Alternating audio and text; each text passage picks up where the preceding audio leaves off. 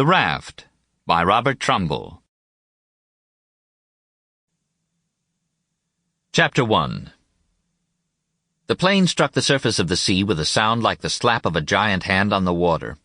A great splash of water instantly covered the glass in front of me, momentarily shutting out my vision. 2 sharp bumps, and the plane settled quietly back on the long, slow swells. I had made a good landing.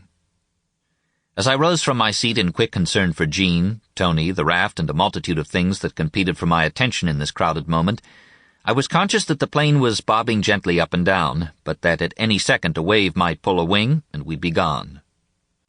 The sea that had looked so flat and solid from the air was now a reaching, greedy thing that shook its prey before devouring it. I knew that our small 3-man scout bomber would not float long. It is no great trick to set a land plane down on water, but these heavily armored war jobs are not intended to float. I had no idea of staying with it very long. I jumped as quickly as I could onto the left wing to receive the raft from Tony Pastula, my bomber, and he was right there to hand it to me without an instant's delay.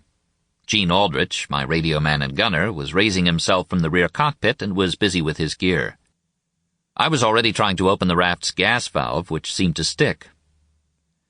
Suddenly there was no airplane. The next thing I knew, I was hanging in my life jacket, kicking the water.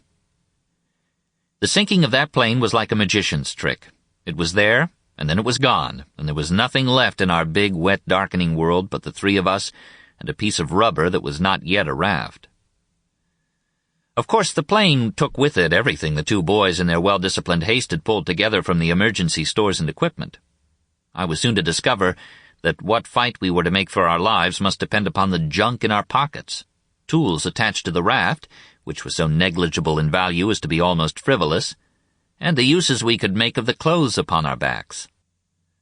All these things were to stand us well until they were wrested from our grasp, one, by the great unseeable enemy we fought, and then our only weapon was the mind, until this too began to go in the particular corrosion to which it is susceptible. Finally, I got the raft blown up, but the thing inflated itself upside down. Fortunately, there was a handrail around it of 1/2-inch manila line. As soon as the raft expanded to its full size, we had grabbed hold of this.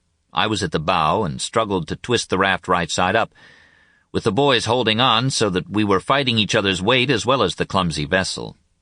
After I struggled for 15 or 20 minutes, with the sea banging me in the face and filling my mouth with salt water, I did get the raft turned over once. I can't remember for sure whether I tried to climb onto it or not. The only thing I recall is that the raft flopped over. Sample complete.